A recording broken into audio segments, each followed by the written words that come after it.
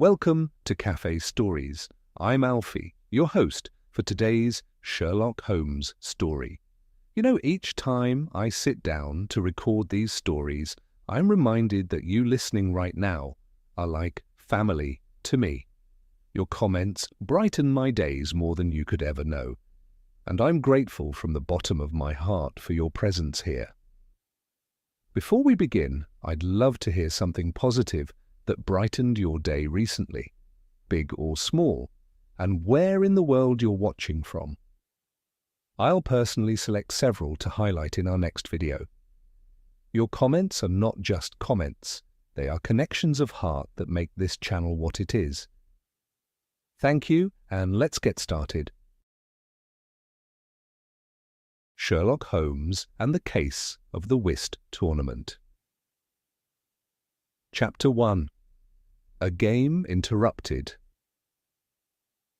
It was during the bitter winter of 1894 that my friend Sherlock Holmes became involved in what I must count among his most ingenious cases. The frost had laid siege to London for nearly a fortnight, transforming the city's familiar landscape into a glittering wasteland of ice and snow. The Thames had partially frozen in places, and the daily papers spoke of nothing but the extraordinary severity of the season. I had been spending more time than usual at Baker Street, as the treacherous conditions had considerably reduced my medical practice, with patients either unable to reach my consulting rooms or reluctant to venture out for all but the most serious complaints. The particular evening in question remains etched in my memory with unusual clarity. Outside, a dense fog had descended upon the city, muffling the sounds of hansoms and wrapping the gas lamps in ghostly halos. Within our comfortable sitting room at 221B, a cheerful fire crackled in the grate, casting dancing shadows across the Persian carpet and the chemical-stained table that served as Holmes's laboratory bench. The tangy odour of one of his recent experiments still lingered in the air, mingling with the rich aroma of Mrs. Hudson's excellent roast beef, which we had enjoyed some hours earlier. Holmes sat in his favourite armchair, his lean figure draped in the mouse-coloured dressing gown he favoured during his periods of contemplation. His pipe had gone out, though he seemed not to have noticed, and his long, sensitive fingers were steepled beneath his chin in that characteristic attitude I had come to associate with his deeper ruminations. The evening papers lay scattered about him, and from time to time he would reach for one, scan a particular column with his keen grey eyes, and then cast it aside with a slight sniff of dissatisfaction. I had settled myself with a volume of surgical techniques recently published by an Edinburgh colleague, but found my attention wandering as the warmth of the room and the lateness of the hour conspired to induce drowsiness. I had just begun to doze when a sharp exclamation from my companion startled me back to full alertness. "Well, well, what do you make of this, Watson?"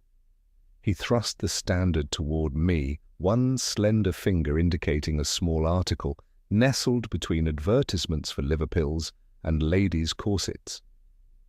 "Tragedy at the Whitmore Club," I read aloud, adjusting my spectacles. "Distinguished gentleman suffers fatal seizure during whist finals." "Pray continue," Holmes urged, his eyes glinting with sudden interest. He leaned forward, the firelight accentuating the hawk-like features of his countenance. "Mr. Sebastian Moran, aged 62, respected member of London's most exclusive card-playing society, collapsed yesterday evening during the final round of the annual Whitmore Whist Tournament," I read. Despite the immediate attention of two physicians present among the membership, Mr. Moran was pronounced dead at the scene. The club has suspended all activities pending further investigation. "Observe the curious detail they neglect to mention, Watson," said Holmes, now on his feet and pacing the room with quick, nervous steps. I reread the article carefully. "I'm afraid I don't follow. It seems a straightforward, if unfortunate, case of natural death." "The timing, my dear fellow. The exact moment of his collapse. In a tournament setting, such details would be meticulously recorded, each hand played, each point scored, the precise progression of the game. Yet here we find this rather pointed omission. Holmes paused before the window, drawing aside the heavy curtain to peer into the fog-shrouded street below. A card tournament, particularly one at an establishment as prestigious as the Whitmore, operates with the precision of a Swiss chronometer. Every detail is noted. Why then no mention of the exact circumstances under which Mr. Moran expired? Perhaps the newspapers simply deemed it unimportant, I suggested, though I knew from long experience that Holmes rarely seized upon details without good reason. Perhaps, he conceded, though his tone suggested he thought otherwise. His long fingers tapped a restless tattoo against the window pane. The Whitmore Club, one of the most exclusive establishments in London, membership restricted to gentlemen of the highest social standing and those with particular talents at the card table. Their annual whist tournament is quite the event in certain circles. You seem remarkably well informed about an institution dedicated to a pursuit you have never shown any interest in, I remarked with some surprise. Holmes smiled thinly. The science of deduction applies to all fields of human endeavour, Watson. Card play, with its mathematical certainties and psychological elements, has always held a theoretical interest for me, even if I have never sought to master the games themselves. I once wrote a small monograph on the statistical probabilities inherent in whist, a trifling exercise, but it proved useful in a case involving a card-cheating scandal in Hampshire some years ago. He returned to his chair and reached for his tobacco pouch, stuffing the bowl of his pipe with the strong shag that he preferred. "I should not be surprised," he continued, striking a match, "if we receive a visitor within the next—" He was interrupted by the sudden jangling of our bell, followed by hurried footsteps on the 17 stairs leading to our sitting-room. A moment later, Mrs. Hudson appeared at the door, her expression one of mild apology at the lateness of the caller. "Inspector Lestrade to see you, Mr. Holmes," she announced, stepping aside to allow our visitor entry. "Ah!" Holmes resumed his seat, a satisfied smile playing about his lips as he gestured toward the chair opposite his own. "Do come in, Inspector. I take it you wish to discuss the unfortunate events at the Whitmore Club?" Lestrade paused in the doorway, his ferret-like features registering surprise.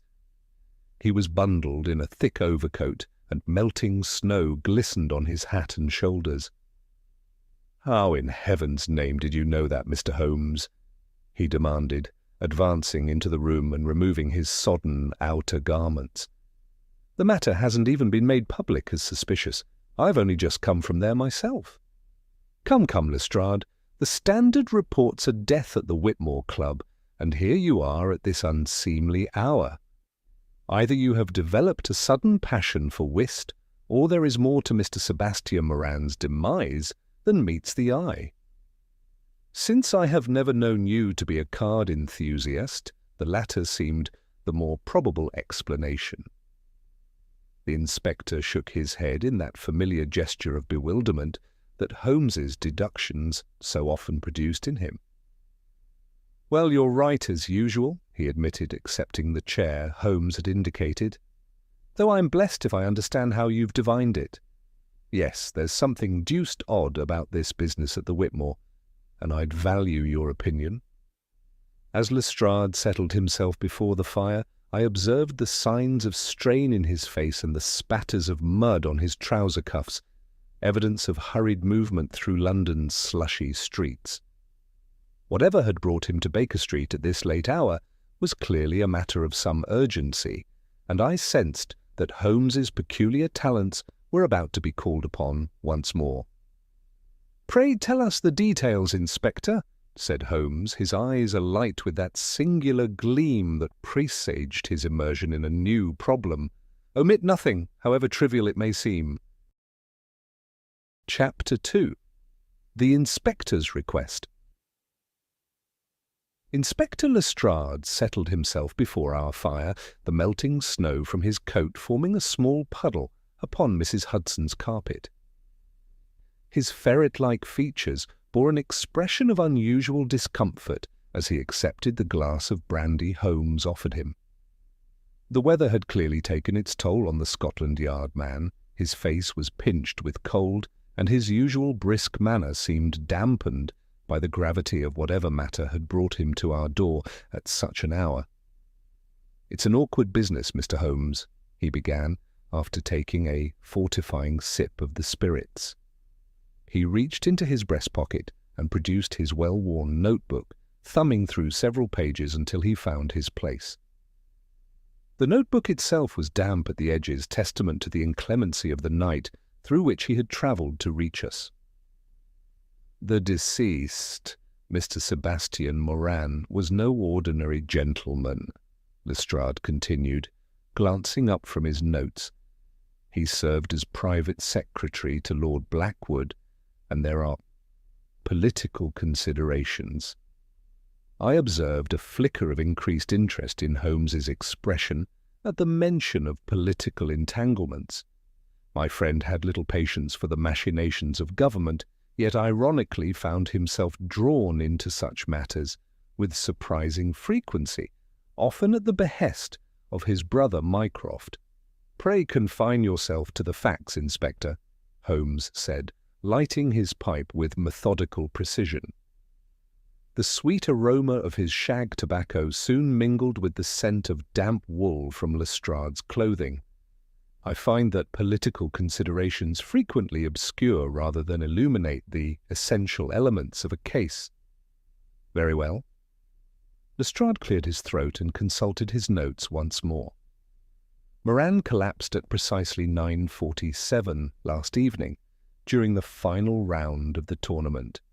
The club secretary was most particular about the time. Apparently, they keep meticulous records of each hand played. As one would expect at an establishment of the Whitmore's calibre," Holmes interjected, his eyes half closed as he drew on his pipe. Indeed, he had just completed dealing the cards for what would have been the last hand of the evening. According to witnesses, he adjusted his chair, something they say he did habitually, then reached for his snuff-box.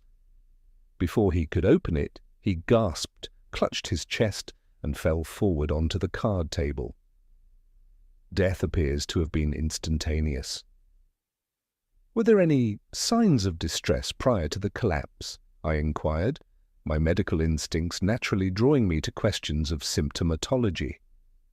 "None reported," Lestrade replied. "By all accounts, he was in fine spirits throughout the evening, having played, as they say, a remarkable game." "The other players?" Holmes inquired, his tone deceptively casual.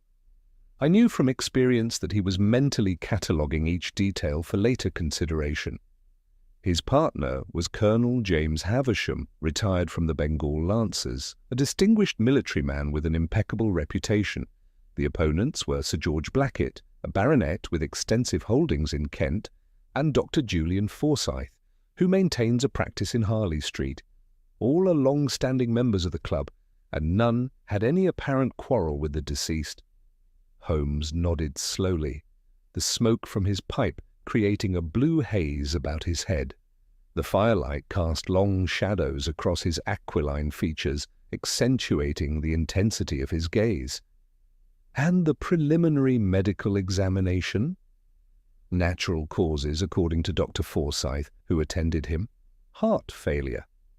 The doctor noted nothing unusual about the presentation, and given the gentleman's age and the lack of any suspicious circumstances, there seemed little reason to question the diagnosis. "Yet here you are, Inspector," Holmes observed, raising an eyebrow. "Something has clearly aroused your suspicions, or you would not be trudging through the snow to Baker Street at this hour." Lestrade shifted uncomfortably in his chair. "It's the club secretary, Mr. Thaddeus Wilson, a most meticulous individual, maintains all the club records, oversees the staff, that sort of thing. He insists something was amiss."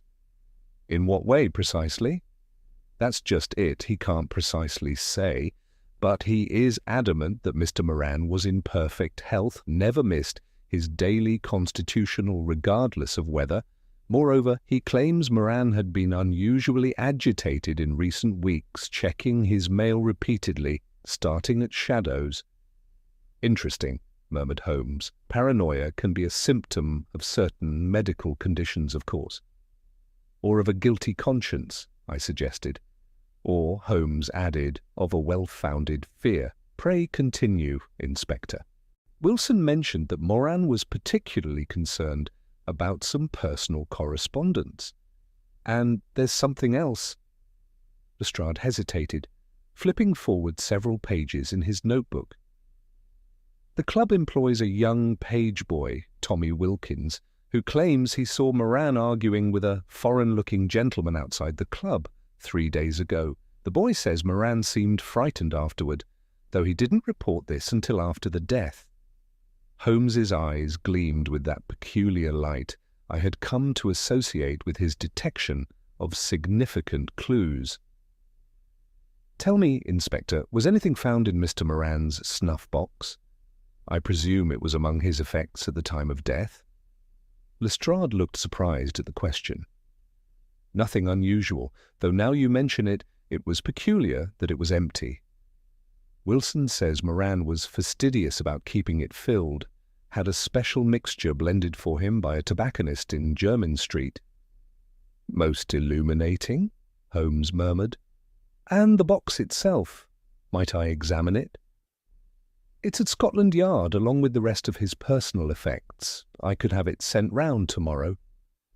That would be most helpful. Was there anything else of note among his belongings? Papers, letters, unusual items? Nothing out of the ordinary. A pocket watch, wallet with a few pounds, club membership card, a handkerchief, and a small notebook containing what appeared to be whist notations. I should like to see that notebook as well, Holmes said. One final question, Inspector. This Lord Blackwood, for whom Moran worked, has he been informed of the death? Yes, a constable was dispatched to his residence immediately. His lordship expressed shock and appropriate regret, but made no particular comment beyond requesting that the body be handled with due respect. And the nature of his lordship's political work? Foreign Office connections, I believe, though the details are beyond my purview. Lestrade closed his notebook with a snap. Will you look into the matter, Mr. Holmes? The Commissioner is anxious to have it resolved quickly and discreetly. The involvement of someone in Lord Blackwood's employ makes it a delicate situation. Holmes rose and moved to the window, pulling aside the heavy curtain to gaze out into the fog-shrouded street. For a long moment he stood in silence, the ember of his pipe glowing in the darkness of his silhouette. "We shall attend the club tomorrow morning, Watson, if you're free," he said at length, turning back toward us. I nodded my assent, already anticipating the investigation to come. Although the hour was late and the weather forbidding, I felt that familiar quickening of the pulse that accompanied the commencement of one of Holmes's cases. "Excellent," said Holmes, returning to his chair. "Inspector, please arrange for us to have access to the club premises and ensure that the room where the tragedy occurred remains undisturbed. Also, I should like to interview this secretary, Wilson, and the page boy." "I'll see to it," Lestrade promised, rising from his chair. He appeared visibly relieved at Holmes's acceptance of the case. "First thing tomorrow, then?" "Indeed. The sooner we examine the scene, the better." The inspector took his leave shortly thereafter, vanishing into the swirling fog that enveloped Baker Street. I moved to close the curtains against the dismal night, but Holmes motioned for me to leave them open. He had sunk into his chair, knees drawn up to his chin, the blue smoke from his pipe wreathing his thoughtful countenance. I recognized the signs all too well. Sherlock Holmes was already deep in contemplation of our new case. Experience had taught me that he might remain thus for hours, piecing together the fragments of information Lestrade had provided, testing theories, and forming preliminary conclusions. I knew better than to disturb him with questions or observations that could wait until morning. As I retired to my room some time later, the murmur of the dying fire and Holmes's occasional movement were the only sounds breaking the stillness of our lodgings. Through the partly open door, I could see his lean silhouette, still motionless in his chair, illuminated by the last flickering flames.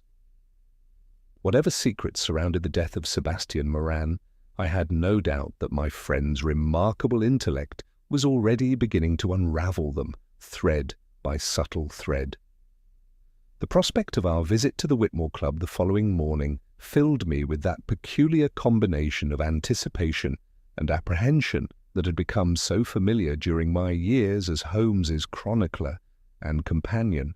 Little did I suspect then the extraordinary chain of deductions and revelations that awaited us, or the ingenious method by which death had been dealt at the whist table.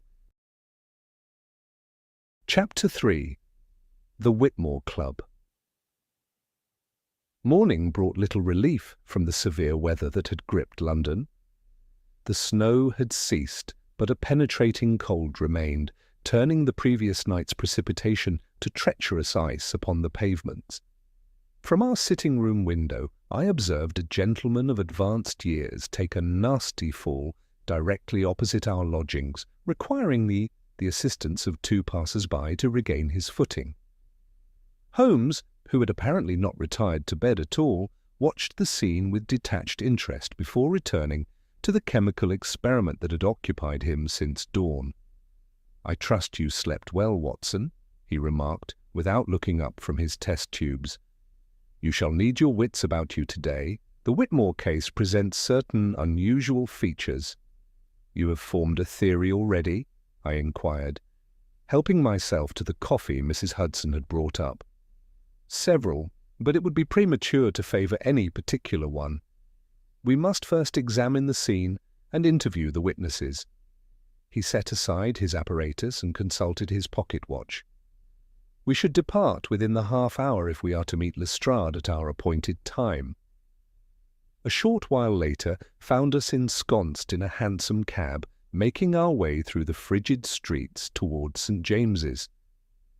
Holmes maintained a thoughtful silence throughout the journey, his keen eyes taking in the passing scenes of London life with that peculiar detached attention I knew so well. Only once did he speak, to point out a man selling flowers on a street corner. "Observe, Watson, how that fellow's right sleeve is pinned up. Clearly he lost an arm in military service, yet note how deftly he manipulates those blooms with his remaining hand. Remarkable how the human body adapts to circumstance, is it not?" Before I could respond, Holmes had lapsed back into silence. I knew better than to disturb his ruminations, for his mind was already engaged with the problem that lay before us. The Whitmore Club occupied a handsome Georgian building, set back slightly from the street, its red brick facade and white stone quoins speaking of dignified tradition rather than ostentatious display. Two stone lions flanked the entrance steps, their features softened by age and London's perpetual grime. The brass plaque beside the heavy oak door bore no name, merely the letter W in flowing script, the only external indication of the exclusive establishment's identity. Lestrade awaited us on the top step, stamping his feet against the cold. He nodded in greeting and rapped sharply on the door, which was promptly opened by a livid footman whose impassive countenance suggested years of practised discretion. "Inspector Lestrade and Associates, to see Mr. Wilson," the Scotland Yard man announced, presenting his card. We were admitted to a marble-floored entrance hall of impressive proportions. A grand staircase curved upward to our right, while several doors led off to what I presumed were various club rooms. The atmosphere was one of hushed luxury. Thick carpets muffled our footsteps, oil paintings in heavy gilt frames adorned the walls, and a subtle aroma of beeswax polish and good tobacco pervaded the air. The club secretary, Mr. Wilson, met us at the foot of the staircase, a thin, precise man of perhaps 50 years, whose gold-rimmed spectacles could not quite hide the shadows beneath his eyes. His clothing was sombre, and impeccably maintained, his collar starched to rigid perfection. He made a slight bow at our introduction. "Mr. Holmes, Dr. Watson, Inspector. The Whitmore Club is at your disposal. I have informed our chairman of your visit, of course. He asks only that we maintain the utmost discretion in this unfortunate matter." "Naturally," Holmes replied. "I should like to see the room where Mr. Moran collapsed. Of course, this way, gentlemen." Wilson led us up the staircase, explaining as we ascended. "Nothing has been disturbed in the card room, Mr. Holmes, as per the inspector's instructions, though of course the regular morning cleaning had been done before the incident." "I understand Mr. Moran was a long-standing member?" Holmes inquired, his eyes scanning the portraits of distinguished gentlemen that lined the stairwell. 23 years, Wilson confirmed. "One of our most respected members. His skill at whist was quite legendary in club circles." The card room proved to be a handsome apartment on the first floor, its high ceilings adorned with intricate plasterwork and its walls panelled in dark mahogany. 6 green baize-covered tables were arranged with mathematical precision across a turkey carpet of subdued pattern. Brass reading lamps with green shades stood upon each table, and comfortable leather chairs awaited the players. The room faced east, and the morning sun, weak though it was, cast oblique shadows through the tall windows. Mr. Moran always sat here, facing the window. Wilson indicated a chair at the table nearest the fireplace. He was most particular about his position, would not play otherwise. Holmes moved to the indicated chair, his keen eyes scanning the table and its surroundings with that intense focus I had observed countless times. He ran his fingers along the baize, examined the chair legs, and peered closely at the candlesticks that stood upon the mantelpiece. "Was this fire lit during play?" he asked. "Yes, sir. Mr. Moran preferred a warm room, insisted upon it, in fact, said the cold affected his concentration." Holmes nodded, continuing his careful examination. He dropped to his knees to inspect the underside of the table, then rose fluidly to study the window latches. I noted how Wilson watched his every movement with a mixture of curiosity and apprehension. "Mr. Moran had certain habits during play, I understand?" Holmes inquired, his tone conversational even as his eyes continued their meticulous inspection. "Oh, yes," Wilson replied eagerly, seemingly relieved by the mundane nature of the question. "Most systematic gentleman.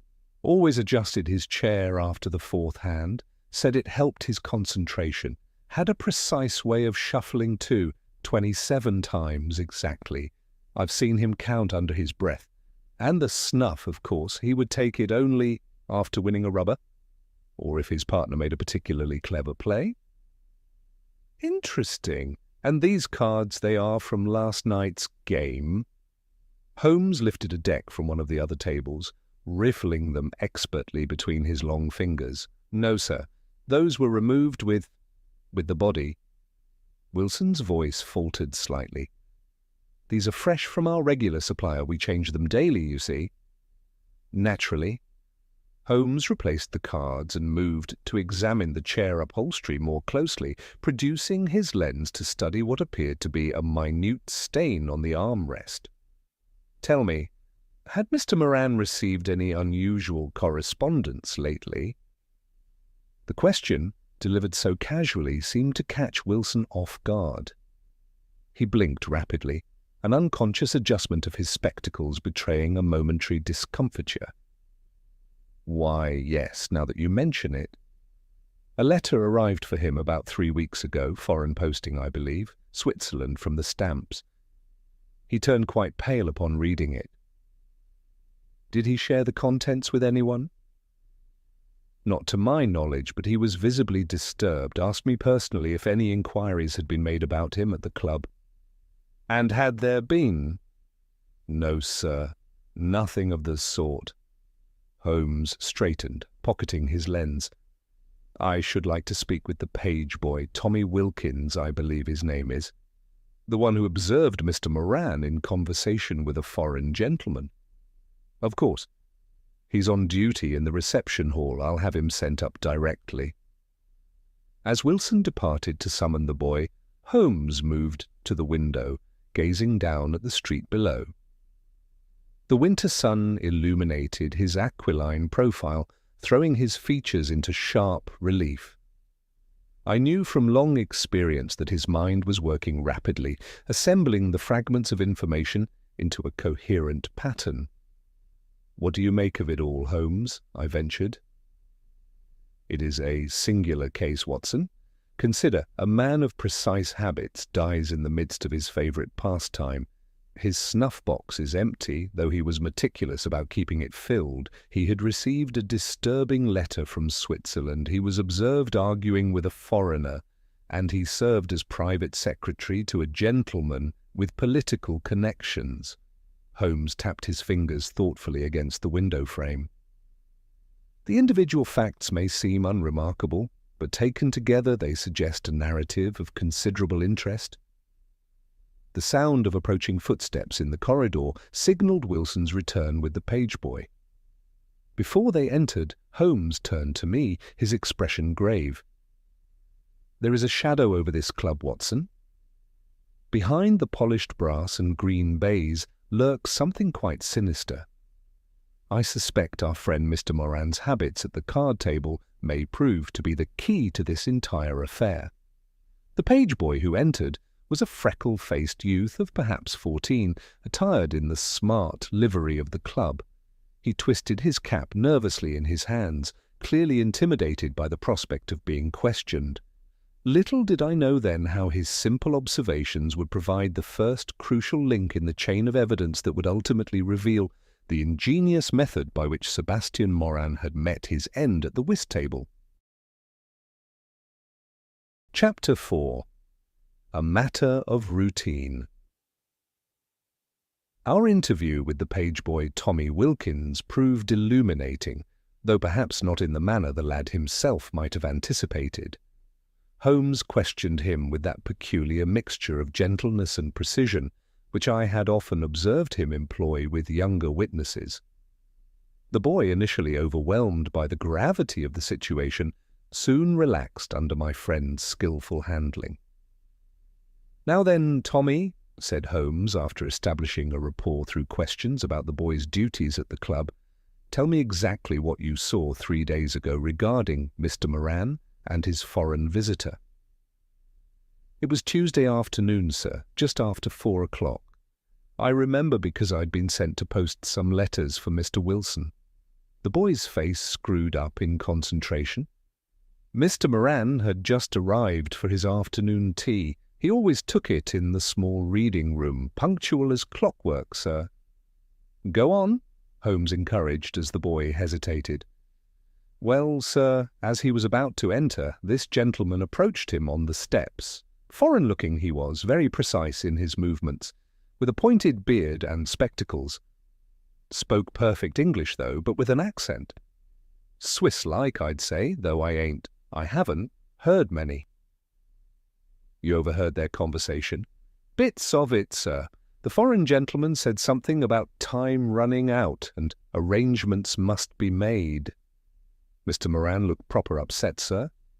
"His face went all pale, and he kept glancing around like he thought someone might be watching. Then he said, 'Not here,' and they both walked off toward Green Park." "And when they returned?" "That's just it, sir. Mr. Moran came back alone about an hour later, went straight to the reading room, but didn't touch his tea, just sat staring at the newspaper, though I don't think he was really reading it." Holmes nodded thoughtfully. "And you mentioned this to no one until after Mr. Moran's death?" "No, sir." The boy's freckled face flushed with embarrassment. "Didn't seem my place to gossip about the gentleman, but when I heard what happened, well, it seemed important-like." After dismissing the page boy with a half-crown that brought a look of astonished gratitude to his young face, Holmes spent another quarter-hour examining the card-room. His inspection complete, we took our leave of the Whitmore Club with the understanding that we would return the following day to interview the other players who had been present during the fatal game. "We have one more call to make today, Watson," Holmes announced as we emerged onto the street. "Colonel Havisham should be at his club at this hour, and I am most eager to speak with him." A hansom deposited us shortly thereafter at the imposing entrance of the Army and Navy Club in Pall Mall. The porter, upon hearing Holmes's name, directed us immediately to the smoking room, where we found Colonel Havisham ensconced in a leather armchair by the window, a copy of the Times folded neatly beside him. The colonel was a florid man with a magnificent white moustache and the rigid posture of one who has spent a lifetime in military service. His handshake was firm, his gaze direct, though I detected a shadow of distress behind his disciplined exterior. "Mr. Holmes," he acknowledged, gesturing to the adjacent chairs. "I've been expecting you. Dreadful business about poor Moran. I've scarcely slept since it happened." "You were his regular partner at whist, I understand?" Holmes inquired, declining the offered cigar with a shake of his head. 3 years running." The colonel's voice carried the precise, measured tones of a man accustomed to command. "Knew every detail of his play, that business with the chair, for instance, always after the fourth hand, precise as clockwork. Said it was lucky, bit superstitious about his snuff, too. Wouldn't touch it unless we'd won a rubber. An excellent player, by all accounts. The finest whist player in London," Havisham declared without hesitation, warming his hands before the fire that crackled in the grate. "Had a system, you know. Absolutely unbeatable when it came to calculating the odds. Photographic memory for every card played. Could tell you the exact probability of any given combination turning up." "You must have observed him closely during your partnership?" "Naturally. In whist, one must develop an understanding of one's partner's methods. Moran was methodical. Everything by the numbers. His shuffle, for example, always 27 times, never more, never less. Said it produced the optimal distribution of the cards." "Did you observe anything unusual in his behavior recently?" Holmes inquired. His tone casual, though his eyes remained keenly focused on the colonel's face. The colonel's ruddy complexion darkened further. "Come to think of it, he seemed distracted these past few weeks, missing subtle signals, forgetting our established conventions. Most unlike him. I asked him about it once. After a particularly egregious misplay, he brushed it off, claimed he was troubled by rheumatism, but I've known too many men hiding their true concerns behind physical complaints to be fooled." "And on the night in question, how did he appear then?" "Played brilliantly right up until, well," the colonel's voice faltered momentarily. "We were ahead by 2 rubbers. The evening had gone exceptionally well. Moran seemed almost his old self. He'd just dealt the final hand. Beautiful shuffle, his usual 27 times. I counted out of habit, you understand?" "Yes." Holmes leaned forward slightly, his interest visibly piqued. "Damnedest thing." He adjusted his chair, though it wasn't the fourth hand now that I think on it, reached for his snuff-box and, well, you know the rest. The colonel's military composure cracked slightly as he recalled the scene. Never seen anything like it. One moment engaged in friendly competition, the next gone. "You say he adjusted his chair, though it wasn't the fourth hand," Holmes repeated. "Was that unusual?" "Highly. As I said, Moran was a creature of precise habits. That chair adjustment was as regular as a military drill, always after the fourth hand, never otherwise." Holmes's eyebrows rose fractionally. "Most instructive. Tell me, Colonel, did Mr. Moran ever speak of his time in India?" The abrupt change of subject seemed to startle Havisham. "India? No, can't say that he did. Though he did mention once about serving in Afghanistan. Same campaign as you, Dr. Watson, I believe." I started in surprise. I don't recall ever encountering him. "Different regiment, perhaps," the colonel suggested. "Grenadier Guards," he said, "though now you mention it, I always thought it odd he never spoke of it in detail. Most unusual for a military man. We tend to bore civilians rigid with our campaign reminiscences, as my dear wife would attest." A brief smile crossed his features before fading into solemnity once more. "Indeed," Holmes agreed. "And these other players, Sir George Blackett and Dr. Forsyth, what can you tell me of them?" "Blackett's an old India hand, tea plantations mainly, made a fortune before retiring to his estate in Kent. Decent player, though inclined to take unnecessary risks. Forsyth's a Harley Street physician, neurology, I believe. Steady, methodical player. They're both long-standing members, though neither was particularly close to Moran outside the card room." "One final question, if I may," Holmes said, rising from his chair. "This system of Moran's, did he ever document it? Notes, perhaps, or a manuscript?" The Colonel looked thoughtful. He kept a small notebook in his waistcoat pocket, made entries after each game, figures, calculations, that sort of thing. "Said he was compiling a mathematical treatise on whist probabilities." "The notebook was mentioned among his effects," I remarked, recalling Lestrade's inventory. "I should very much like to examine it," Holmes said. "Colonel, you have been most helpful. Should any other details occur to you, however slight, pray telegraph me immediately." As we departed the club, the winter afternoon was already fading into twilight, the gas lamps being lit along Pall Mall. Holmes maintained a thoughtful silence as we walked, his collar turned up against the biting wind, his hands thrust deep into the pockets of his ulster. "A most interesting conversation, would you not agree, Watson?" he remarked at length. "The matter of the chair adjustment seems significant," I ventured. "Precisely. A man of rigid habits suddenly breaks pattern in his final moments, and this mention of Afghanistan most curious. I think, Watson, that it is time we learned more about the man who called himself Sebastian Moran. There is a telegram I must send. Then I believe a visit to the Foreign Office may be in order." I followed Holmes through the gathering darkness, the gas lamps casting our elongated shadows before us as we made our way toward Trafalgar Square. The pieces of the puzzle were beginning to assemble themselves, though the complete picture remained tantalizingly obscure. What connection could possibly exist between a whist player's habitual mannerisms, a mysterious foreigner, and Holmes's sudden interest in military service records? As always, I marveled at my friend's ability to detect significance in details that others, myself included, would dismiss as trivial. Chapter 5. The Old Campaign. The winter evening had fully descended by the time we returned to Baker Street. The lamps cast pools of yellow light upon the pavement, and our breath hung in the air as crystalline vapour. Holmes dispatched a telegram from the office at the corner, though he did not share its contents with me.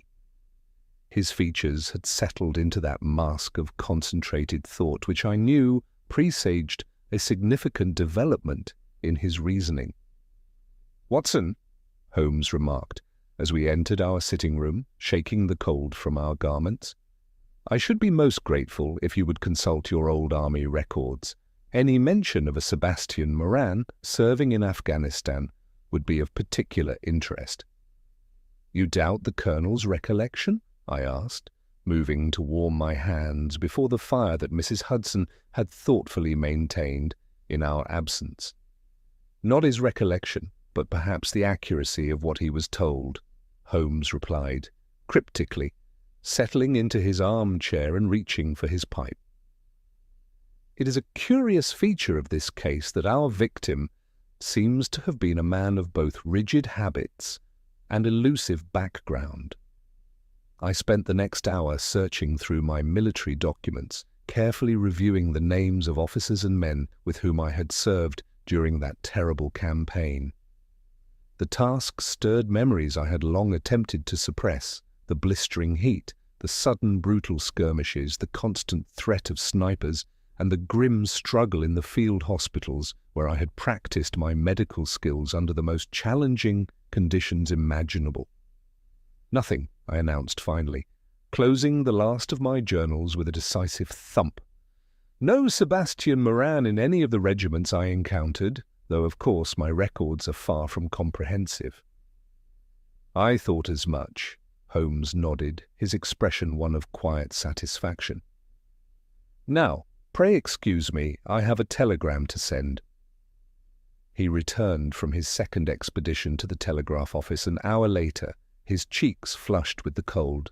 His eyes, however, gleamed with that peculiar light that indicated his mental faculties were fully engaged. "We shall have visitors tomorrow, Watson," he announced, with barely contained excitement. "Most illuminating ones, I expect." "You've made progress, then?" I inquired, pouring him a glass of brandy to ward off the chill. "Let us say that certain suspicions have been confirmed," he replied guardedly. "The matter requires delicate handling. There are aspects of this case, my dear fellow, that extend well beyond a simple death at a card table." True to his word, the following morning brought 2 callers to Baker Street. The first arrived promptly at 10:30, a distinguished-looking gentleman of perhaps 60 years, with silver hair and the unmistakable bearing of a government official. He introduced himself as James Morton, formerly of the Foreign Office. "I understand you're inquiring about Sebastian Moran," he began without preamble, declining Holmes's offer of refreshment with a curt shake of his head. His tone was formal, carrying the faint but unmistakable warning of official censure. "I am investigating his death, yes," Holmes replied mildly, settling into his chair across from our visitor. "I should tell you, Mr. Holmes, that certain matters pertaining to his service are classified," Morton stated, his eyes narrowing slightly. "I am interested only in establishing whether he served in Afghanistan," Holmes responded with deliberate casualness, though I detected the keen attention behind his relaxed demeanor. Morton's expression grew grave, the lines around his mouth deepening. "I can tell you with absolute certainty that no person by that name served in any capacity during that campaign." "As I thought," Holmes nodded, his fingers forming a steeple beneath his chin. "And the name John Prescott, does that perhaps strike a chord?" The effect of this question upon our visitor was remarkable. Morton's face turned pale, and he gripped the arms of his chair with sudden intensity. "Mr. Holmes," he said, his voice dropping to little more than a whisper, "I must ask how you came by that name." "Simple deduction, Mr. Morton," Holmes replied with calculated nonchalance. "The habits of the man who called himself Moran were most revealing, not those of a soldier, but rather of a clerk accustomed to precision and routine. His knowledge of Switzerland, the recent correspondence from that country, the mathematical approach to his card-playing, all suggested a man of clerical background with foreign connections." Morton glanced toward the door, as if ensuring we were indeed private. "This is a matter of national security, Mr. Holmes. I am not at liberty to discuss it." "Pray don't concern yourself. All will become clear shortly," Holmes assured him with a dismissive wave. "Ah, unless I am mistaken, here comes our second visitor." Indeed, Mrs. Hudson's knock upon the door heralded the arrival of another caller. The new arrival proved to be a small, nervous man clutching a leather portfolio to his chest as though it contained state secrets. His waistcoat was spotted with ink, and his collar bore the slightly frayed appearance of one who spends long hours at a desk with little concern for his appearance. "Mr. Peters, I presume," Holmes greeted him, rising to shake the man's hand. "Do come in. This is Dr. Watson, my colleague, and Mr. Morton of the Foreign Office." Peters cast an alarmed glance at Morton, who gave an almost imperceptible nod. "I have the information you requested, Mr. Holmes," Peters announced with visible discomfort, producing a document from his portfolio. "Most irregular, but given the circumstances." His voice trailed off as he handed the paper to Holmes. "What is the meaning of this?" Morton demanded, his composure slipping momentarily. "Mr. Peters is a clerk from Cox's banking house," Holmes explained calmly. "I took the liberty of requesting certain financial information regarding our late card player." Holmes studied the document with careful attention, his eyes moving rapidly over the figures it contained. "Most revealing," he murmured. "The account in question received regular payments from a source in Switzerland beginning 3 years ago. The last transfer was made 3 weeks ago, a significantly larger sum than usual.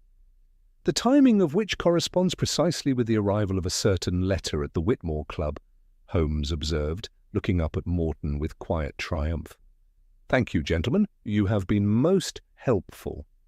Peters departed shortly thereafter, visibly relieved to be released from this unusual interview. Morton, however, lingered, his expression troubled. "This matter goes beyond a simple death investigation, Mr. Holmes," he said with quiet intensity. "There are diplomatic considerations.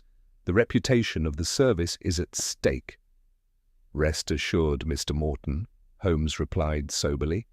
"I am well aware of the delicate nature of the situation. My concern is with justice, not scandal." After our second visitor had taken his leave, his reluctant steps betraying his continued anxiety, I turned to Holmes in bewilderment. "I confess I cannot see how these matters connect to a death by natural causes at a whist table," I admitted, filling my pipe as I attempted to arrange the disparate facts into some coherent pattern. "Natural causes, Watson?" Holmes challenged, his eyebrows rising in that characteristic expression of gentle reproach. "Consider, a man with elaborate rituals surrounding his card play suddenly breaks his own patterns, a supposedly empty snuff box, a mysterious letter that causes him visible distress, and now we learn that the man who called himself Sebastian Moran was not who he claimed to be." Holmes rose and moved to the window, drawing aside the curtain to gaze thoughtfully at the street below. The winter sunlight illuminated his aquiline profile as he stood in contemplation. "The game, my dear Watson, is approaching its final hand," he said softly, his voice carrying that peculiar note of satisfaction that always accompanied his resolution of a complex problem. "We must return to the Whitmore Club. There are certain experiments I wish to conduct with a deck of cards." I watched my friend as he continued his vigil at the window, his tall figure silhouetted against the pale winter light. What connection could possibly exist between a banking transaction from Switzerland, a man living under a false identity, and a seemingly natural death at a card table? Yet I had learned through years of association with Sherlock Holmes that when these disparate threads were woven together by his remarkable intellect, they would inevitably form a pattern of perfect logic and startling clarity. "Be so good as to bring your medical bag, Watson," Holmes added, turning from the window with sudden animation. "We may have need of it before the day is out." With this cryptic remark, he retreated to his bedroom, presumably to prepare for our return to the Whitmore Club. I sat in contemplation, attempting to follow the trail of his reasoning, yet finding myself, as so often before, unable to make the intuitive leaps that seemed so natural to his uniquely constituted mind. Chapter 6. The Letter from Abroad.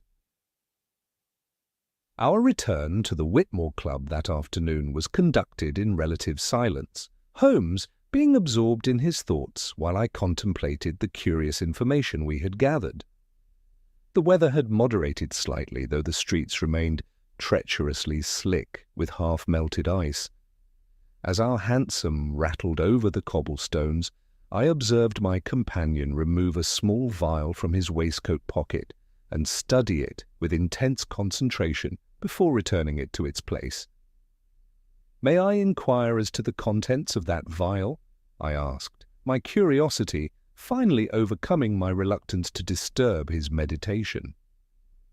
"A simple chemical reagent, Watson," Holmes replied, his eyes focused on the passing scene, one that may prove most illuminating when applied to certain surfaces. The Whitmore Club received us with the same discreet efficiency as before. Wilson, appearing more haggard than during our previous visit, led us directly to the card room. To my surprise, Inspector Lestrade awaited us there, pacing before the fireplace with evident impatience. "Ah, Mr. Holmes," Lestrade greeted us with obvious relief. "I was beginning to think you'd abandoned the investigation altogether." "On the contrary, Inspector," Holmes responded with a thin smile. "I have been pursuing certain inquiries essential to our understanding of the case. I trust you've brought the items I requested." Lestrade produced a small paper-wrapped parcel from his coat pocket. "Moran's personal effects, as requested, the snuff-box and the notebook, though I must say I don't see what bearing they could have on a natural death." "Let us reserve judgment on the nature of Moran's demise," Holmes suggested mildly, accepting the parcel. His fingers moved with delicate precision as he unwrapped it, revealing a silver snuff-box of elegant design and a small leather-bound notebook. Holmes examined the snuff-box first, turning it over in his hands and studying the engraved initials on its lid, S.M. With careful movements, he opened it, confirming its emptiness, then produced his lens to examine the interior with minute attention. "Observe, Watson," he said, handing me the box and his lens. "The traces of powder adhering to the inner rim." I peered through the magnifying glass at the indicated area. "There appears to be a fine residue, yes." "And would you, as a medical man, venture an opinion as to its nature?" I studied the traces more carefully. "It's difficult to say with certainty, but the coloration suggests it is not common snuff. It has a faintly crystalline quality." "Precisely," Holmes agreed with satisfaction. "Now, let us examine this notebook." The small volume was filled with what appeared to be mathematical notations, columns of figures, calculations, and cryptic annotations in a neat, precise hand. Holmes leafed through it with growing interest, pausing occasionally to study particular entries. "Most illuminating," he murmured. "These are not merely records of card games, but cipher calculations. Note the recurring sequences and mathematical progressions." "Cipher?" Lestrade asked with sudden attention. "You mean codes?" "Indeed, Inspector," Holmes confirmed. "Our Mr. Moran, or should I say Prescott, was not merely playing cards for pleasure. He was using the structure of whist games to encode and decode information." The club secretary, who had been hovering nearby, cleared his throat nervously. "Mr. Holmes, I've just remembered something that may be relevant. The morning after receiving that letter from Switzerland, Mr. Moran requested access to our card inventory." "Did he, indeed?" Holmes's eyes gleamed with interest. "And was this request granted?" "Yes, sir. He claimed he was researching variations in card design for an article he was writing. Spent nearly an hour in our storage room. I thought nothing of it at the time." "Of course," Holmes murmured, his expression now animated with the excitement of discovery. "Watson, would you be so good as to inspect those card cabinets?" He indicated a set of drawers built into the far wall of the room. As I moved to comply, the door opened to admit a small, nervous man clutching a leather portfolio. He introduced himself as Peters, the clerk from Cox's banking house, whom we had met earlier at Baker Street.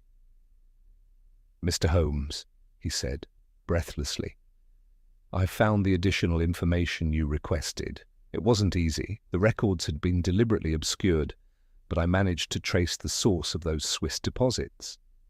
"Excellent, Peters," Holmes said warmly. "Pray continue." "The funds originated from a numbered account in Bern," Peters explained, opening his portfolio to reveal several documents. "But that account, in turn, received regular payments from a Russian diplomatic source." "Russian?" Lestrade interjected with alarm. "Are you suggesting some sort of espionage, Mr. Holmes?" The evidence certainly points in that direction, Holmes replied, his tone measured. Consider, a Foreign Office clerk disappears with sensitive documents. He resurfaces with a new identity as a club member whose mathematical talents make him exceptional at cards. He establishes rigid routines that make his behavior entirely predictable. And he receives payments from a Russian source through Swiss intermediaries. "Good Lord!" I exclaimed, the implications suddenly becoming clear. "You believe Prescott was selling information to the Russians?" "It appears so," Holmes nodded. "The question that remains is why his paymasters suddenly turned against him." Holmes returned to the notebook, studying its entries with renewed attention. "The final pages are most revealing," he observed. "The mathematical sequences change pattern approximately 3 weeks ago, coinciding with the arrival of that Swiss letter. And note this entry here, dated the day before his death. He displayed a page containing what appeared to be a series of fractions and symbols, followed by a hastily scrawled note.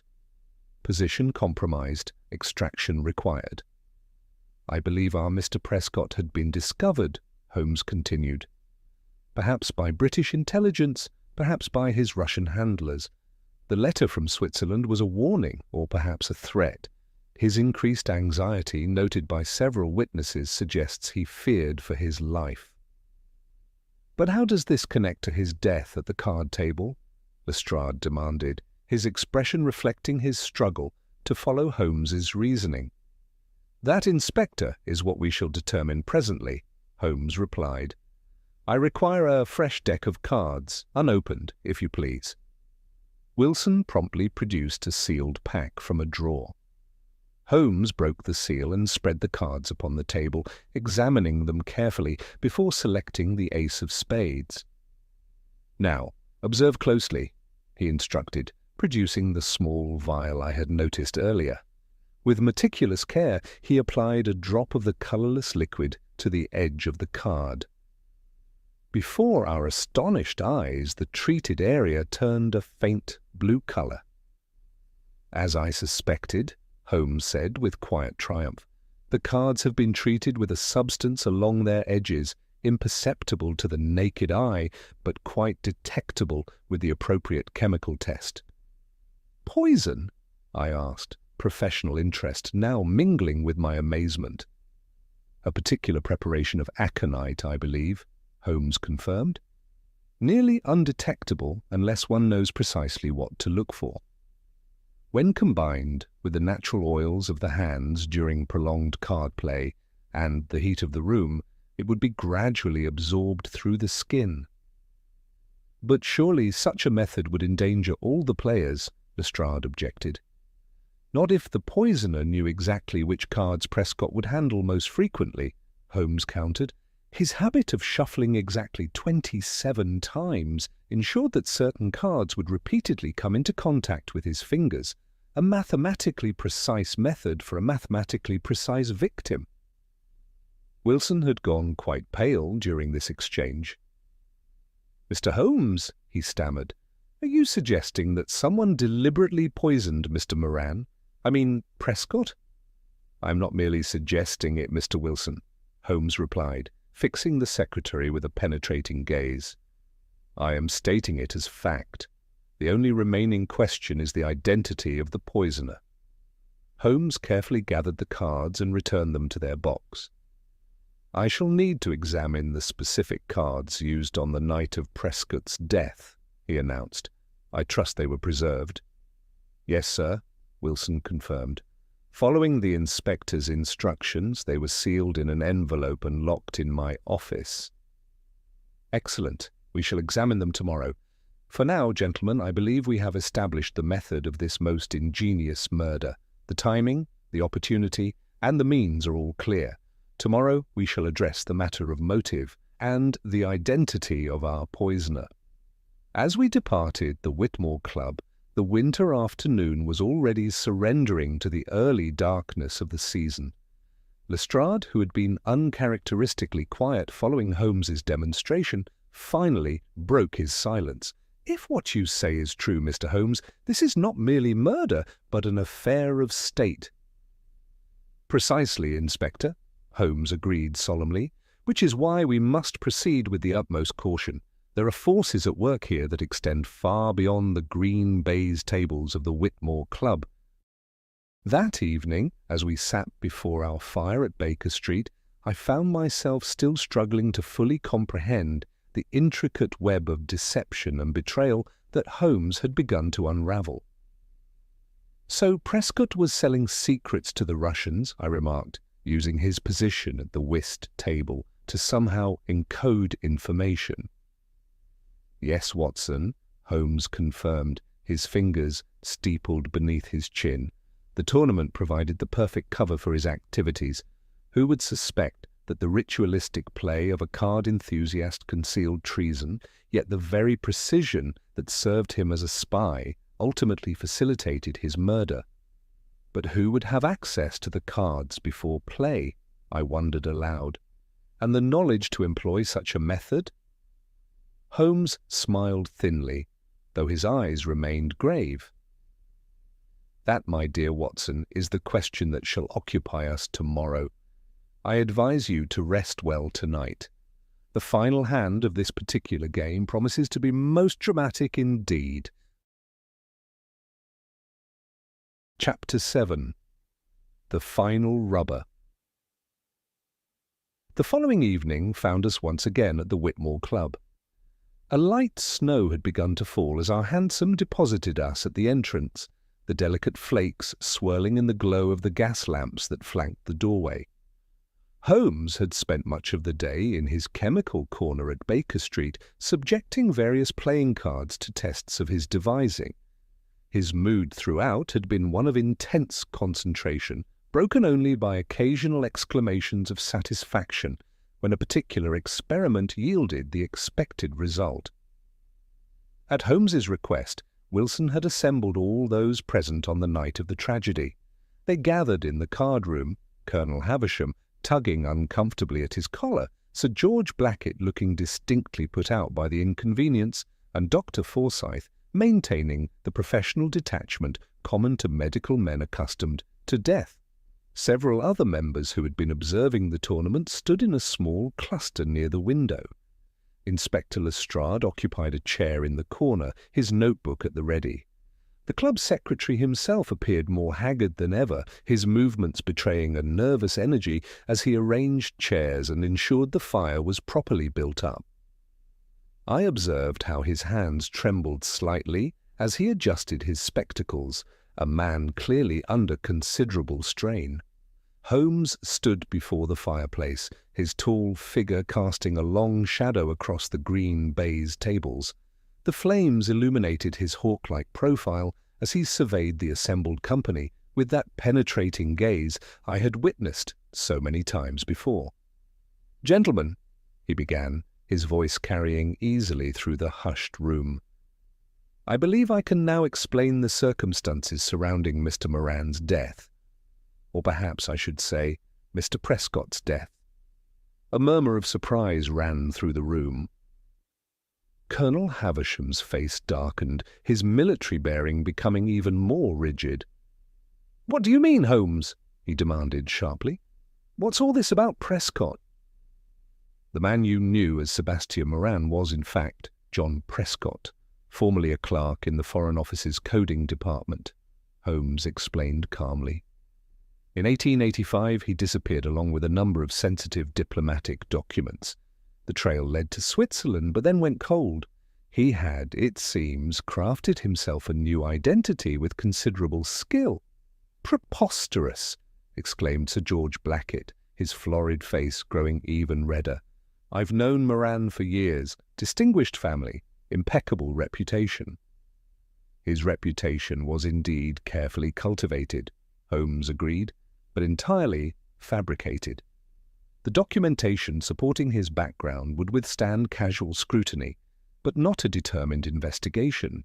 His supposed military service in Afghanistan, for instance, there is no record of any Sebastian Moran serving in that campaign." "But the death?" Dr. Forsyth interrupted, with professional concern. I examined him myself. Clear case of heart failure. Indeed it was, Doctor, Holmes acknowledged with a slight nod, but not, I think, entirely natural. He paused, allowing his gaze to move slowly around the room, noting each face, each reaction. The method was ingeniously chosen, making use of Mr. Prescott's own carefully established habits. The chair adjustments, the precise shuffling, the ritualistic use of snuff, all created opportunities for the murderer. But which one was actually employed? That, gentlemen, is what we shall now demonstrate. Holmes moved to the card table, the same at which Prescott had played his final game. From his pocket he produced a sealed envelope. These are the actual cards used on the night in question, he explained, carefully breaking the seal. Inspector Lestrade was good enough to secure them as evidence. He spread the cards on the table, their familiar red and black patterns gleaming in the lamplight. With methodical precision, Holmes selected several cards, the ace, king, queen, and jack of spades, and arranged them in a row. Mr. Prescott's habits were remarkably consistent, Holmes continued. He would shuffle exactly 27 times, no more, no less. This ensured that these particular cards, he indicated the row before him, would be handled extensively during each shuffle. From his waistcoat pocket, Holmes produced a small vial containing a clear liquid. With the inspector's permission, I shall now demonstrate how these cards differ from ordinary playing cards. Lestrade nodded his assent, leaning forward with intense curiosity. Holmes carefully applied a drop of the liquid to the edge of each card in turn. Before our astonished eyes, the treated areas turned a faint but unmistakable blue color. "Remarkable," Dr. Forsyth exclaimed, professional interest overcoming his earlier skepticism. "Some form of chemical reaction?" "Precisely, Doctor," Holmes confirmed. "These cards have been treated along their edges with a substance that, when subjected to this particular reagent, produces the color change you observe.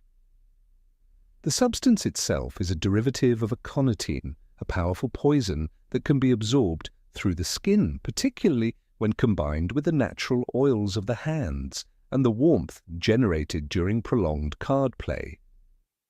"Good God," murmured Colonel Havisham, his face paling beneath his weathered complexion.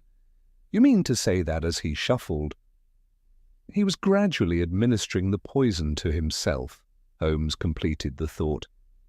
"A most ingenious method, would you not agree? The symptoms would appear gradually, mimicking natural heart failure. The victim's own meticulous habits became the instrument of his destruction. I observed the faces of those assembled as this revelation sank in. Shock, disbelief, and growing horror registered in their expressions. Wilson had retreated into the shadows at the edge of the room, his features difficult to discern in the flickering light. "But who could have done such a thing?" Sir George demanded, looking from face to face with growing alarm. "And why?" "The why is perhaps easier to establish than the who," Holmes replied. "As I mentioned, Prescott had absconded with sensitive diplomatic documents. We have evidence that he had been selling information to a foreign power for several years, using his membership in this club as cover for his activities." "The notebook," Lestrade interjected with sudden understanding. "Those weren't whist calculations at all, were they?" "They were indeed calculations," Holmes corrected, "but not merely for card games. They were cipher keys, carefully disguised as the notations of an enthusiastic player. The tournament setting provided perfect cover for what was in essence espionage." A heavy silence fell over the room as the full implications became clear. These men had unwittingly shared their club with a traitor to the crown. 3 weeks ago, Holmes continued, Prescott received a letter from Switzerland that clearly alarmed him. His behavior changed. He became anxious, watchful. I believe he had been betrayed, either by his foreign handlers or by an associate. But the poison, the cards, Colonel Havisham persisted. Who could have had access to the club's card supply and the knowledge to employ such a method? That, Holmes said gravely, is the crucial question. The poisoner would need several qualifications: access to the cards before play, knowledge of Prescott's habits, expertise in chemical compounds, and a compelling motive. When we consider these requirements, the field of possible suspects narrows considerably. Holmes's gaze swept the room once more, lingering momentarily on certain faces before moving on. I could almost see the workings of his mind as he assessed each person present, weighing evidence, considering possibilities. "Gentlemen," he announced, gathering the poisoned cards and returning them carefully to their envelope, "I believe I know the identity of our poisoner, but before making an accusation of such gravity, there are certain facts I must verify. I ask for your patience until tomorrow evening, when I shall present my conclusions in full." A buzz of conversation erupted as Holmes concluded his demonstration. The members clustered in small groups, their expressions ranging from bewilderment to outright fear. Who among them might be a killer? The atmosphere of the once comfortable club had been irrevocably altered. As we prepared to depart, Lestrade drew Holmes aside. "You already know who did it, don't you?" he asked in a low voice. "I have a very good idea," Holmes admitted quietly. "But in a case with such significant implications, one must be absolutely certain before proceeding." Outside, the snow had intensified, blanketing the streets in white silence. Holmes and I walked some distance before finding a vacant hansom. His expression remained thoughtful, his eyes distant, as we made our way back to Baker Street. "You were magnificent, Holmes," I remarked, breaking the silence. "The demonstration with the cards was most effective." "A simple chemical test," he replied modestly. "The real ingenuity lay in the method of murder, using the victim's own habits against him. There is a certain elegance to it that one must acknowledge despite its deadly purpose." "Will you truly wait until tomorrow to reveal the murderer?" I asked as our cab turned on to Baker Street. Holmes's lips curved in a slight smile. "There is one final piece of evidence I require, Watson. A telegram I expect to receive by morning. Once that arrives, the last card will have been played in this most unusual game." As I glanced at my friend's profile, illuminated briefly by a passing street lamp, I saw in his expression that peculiar combination of intellectual satisfaction and moral gravity that marked the conclusion of his most significant cases. Whatever revelations awaited us the following evening at the Whitmore Club, I knew they would prove to be both surprising and profound. Chapter 8. The Final Hand. The telegram Holmes had been expecting arrived with the morning post.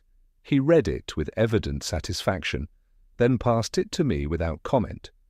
It contained only a few cryptic lines from Mycroft Holmes, confirming certain details regarding Foreign Office operations that would mean little to an ordinary reader, but which clearly held significant meaning for my friend. "The final piece, Watson," Holmes remarked, folding the telegram carefully and placing it in his pocketbook. "The game is now complete." That evening, a bitter wind swept down Baker Street as we prepared to return to the Whitmore Club for the denouement of the curious affair. Holmes was unusually silent as he donned his overcoat, his lean face set in lines of concentration. Only once, as we descended the 17 steps to the street, did he offer any insight into his thoughts. "There are cases, Watson, where justice and the law may not entirely coincide," he observed quietly. "This, I believe, may prove to be one such instance." The Whitmore Club was brilliantly lit against the winter darkness, its windows gleaming like topaz in the night.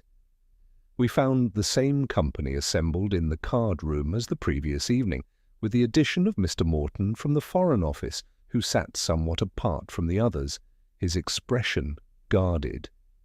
Inspector Lestrade had positioned himself near the door, as if prepared to prevent any hasty departures. As we entered, I noted how the atmosphere had changed from the previous evening. Gone was the initial skepticism. In its place hung a palpable tension. These men now knew that one among them had committed a calculated murder, and the uncertainty had clearly taken its toll. Colonel Havisham's military bearing seemed more forced than natural. Sir George Blackett's usual ruddy complexion had acquired a greyish undertone, and Dr. Forsyth's professional detachment had hardened into something approaching wariness. Wilson stood near the fireplace, his thin frame silhouetted against the flames. Though he maintained his customary precise demeanour, I observed a certain rigidity in his posture that betrayed inner tension. Holmes took his position before the assembled company, his tall figure commanding immediate attention. The room fell silent as he cleared his throat to begin. "Gentlemen," he said, his voice carrying clearly in the hushed atmosphere, "I believe I can now explain the circumstances surrounding Mr. Prescott's death in full detail. The key, as in so many cases, lies not merely in what occurred, but in why it occurred." He paced slowly before the fireplace, his hands clasped behind his back in that professorial manner he often adopted when explaining his conclusions. The man known to you as Sebastian Moran was, as I explained yesterday, actually John Prescott, formerly employed in the Foreign Office Coding Department. In 1885 he disappeared along with sensitive diplomatic documents. For 3 years British intelligence sought him without success. Meanwhile, Prescott established himself as Sebastian Moran, creating an elaborate background that would withstand casual scrutiny. His choice of the Whitmore Club as his base was no accident. The mathematical nature of whist suited his analytical mind, and the regular tournaments provided perfect cover for his true activities.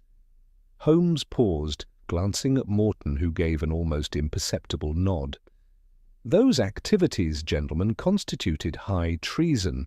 Prescott was selling state secrets to a foreign power, specifically to Russia.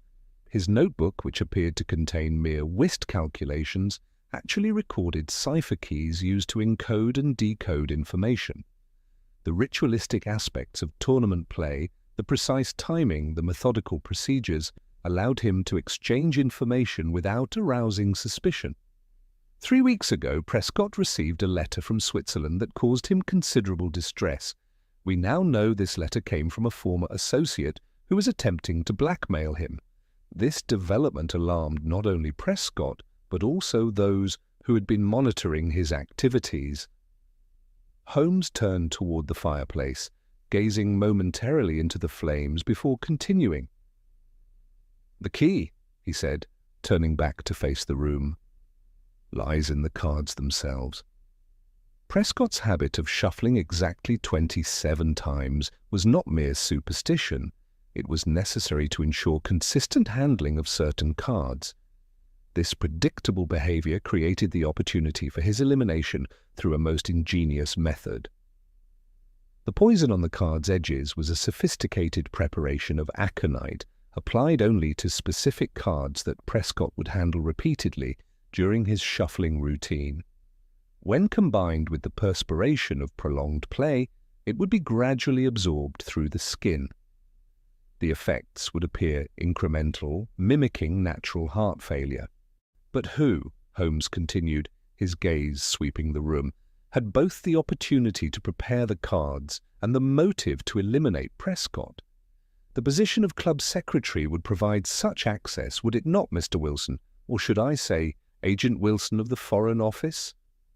All eyes turned to Wilson, who remained remarkably composed despite the accusation. He adjusted his spectacles calmly, meeting Holmes's gaze without flinching. "The timing of Prescott's death was crucial," Holmes went on. "The tournament provided the perfect opportunity, a public setting, multiple witnesses, and a seemingly natural explanation. The empty snuff box was a final touch of misdirection, suggesting he might have ingested something harmful." "You have proof of this?" Lestrade asked, from his position by the door, his notebook poised. The cards from that night's game showed clear traces of the poison, virtually undetectable unless one knows precisely what to look for. The particular preparation used is known only to certain government agencies employed in situations where conventional methods are impractical. Wilson's shoulders sagged slightly, though his expression remained composed. "It was a matter of national security," he said quietly, breaking his silence at last. Prescott's actions had already cost the lives of 3 British agents in St. Petersburg. The blackmail attempt meant he was likely to sell additional secrets to cover the payment. We could not risk further damage. "The law, Mr. Wilson, must still take its course," Holmes replied gravely. "Though I doubt the full story will ever become public. Some games, after all, are best left unfinished." Morton rose from his chair, his authoritative presence immediately commanding attention. "I believe, Inspector," he said to Lestrade, "that this matter falls under the Official Secrets Act. My department will take responsibility for Mr. Wilson from here." Lestrade looked momentarily conflicted, then slowly closed his notebook. "Very well, Mr. Morton. I shall report to the Commissioner that the death has been satisfactorily explained as natural causes." The other club members watched this exchange in stunned silence, comprehension gradually dawning on their faces. They had been unwitting participants in a drama of international intrigue played out amidst the genteel surroundings of their exclusive establishment.